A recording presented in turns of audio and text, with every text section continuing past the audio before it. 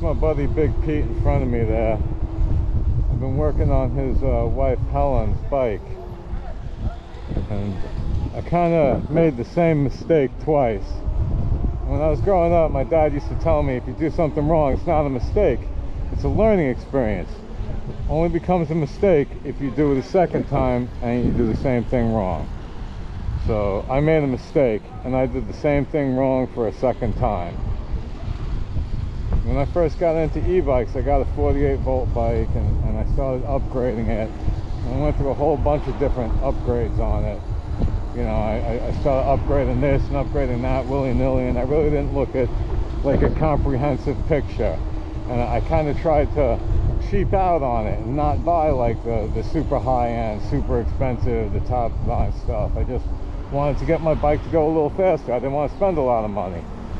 And I just did the same thing with my buddy Pete's bike, but I could have done it just as easy without spending money and done it right.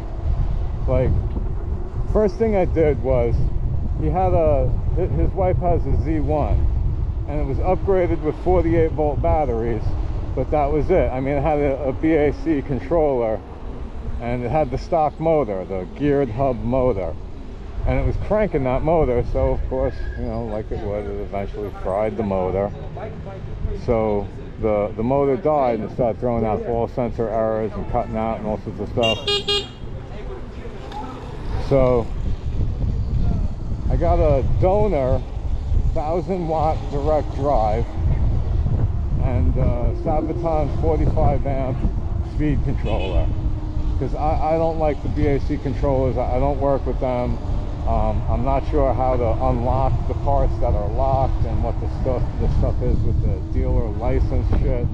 So I stick with my Sabaton controllers. So we got a donor controller and a donor hub motor, and we got that all set up, and I put that 1000-watt hub motor onto the bike, and I was running that with the 48-volt batteries that she had. And yeah, to say the bike was a dog is to say the least. The bike hit 30 miles an hour on its top speed, and I found that to be totally unacceptable. So I had this plan.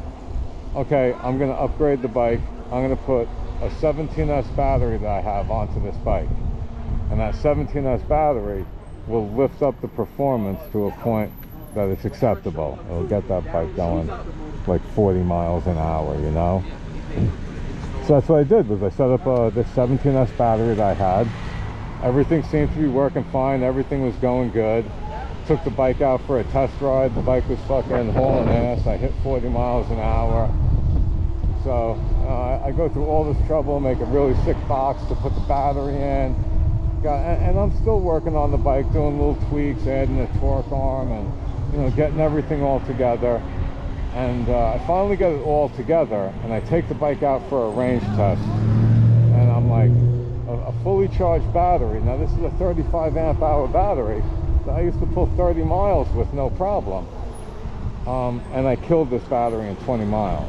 And I was like, something ain't right. So, you know, I go home and I charge up and everything, and the next day the battery is just fucked. It's completely fucked. It's worthless. It's dead. So I'm pretty sure there's a dead cell inside of it, but it's not like a dead cell in most batteries where you just go get like a $10 cell, you have someone take the battery apart and fix it. This is a flat pack battery, so it's like a $100 cell to replace, and it's a lot of money to have someone fix it, and to even find the right cell is a pain in the ass. So the battery is just junk. So now I'm rebuilding the bike. What? It's too tall. I gotta put the other. Just the right height.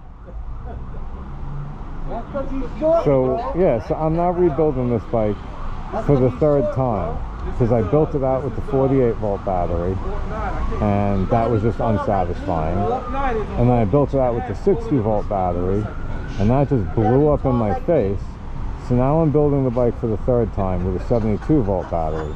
And because I'm putting a 72-volt battery on there, like when I took it out with the 60-volt battery, I came home after a good ride, that motor was cranking at about 165 degrees, which is quite hot. So now I'm going to put a 72-volt battery onto the bike, And since I can't rock that 1000 watt with a 72 volt battery, I'll be putting a 3000 watt motor onto it, which is stuff that I had when I first started this whole project, and I should have just put onto the bike in the first place. If I had put that stuff onto the bike in the first place, it would have just all gone together fine and everything would have been good. I was trying to avoid using the 72 volt battery because it's just a 20 amp hour battery. You know, so I didn't want to give her a small battery, but she's only going to be riding like 30-35 miles an hour, and that battery will last, you know, 30 miles going at a speed that's slow with a 3000 watt motor. It's a, you know, high speed motor. It's a 3T motor, not a 5T, so she should get some real good speed out of it, get good efficiency, and everything will be good. And maybe down the road we can find an old honest battery. I can convince Pete to upgrade his battery and take his old battery and put it into Helen's bike, and her bike will have twice the battery. And here I am, out riding with my friends, going to get some dinner, and I still am working on the same bike for going into a third week after this weekend.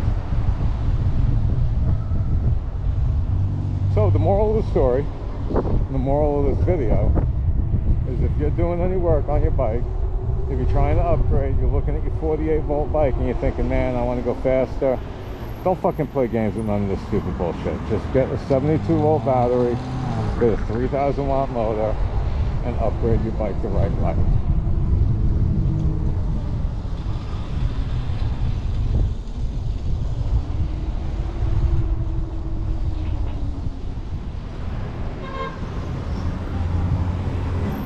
Here it is. This is the Super 73 that I was talking about. This belongs to my friend Pete's wife. Her name is Helen. And this bike here has a dead battery inside that box right there that you can see is just like a perfect fit right behind that clip there. And it's just total snug fit. And it's a real nice clean looking build. You come around to this side here, you can see the battery just fit inside this box here. It's got a little foam going back here, a little foam up on the top, but otherwise it's a super snug fit. Down at the bottom here, we have just a perfect fit.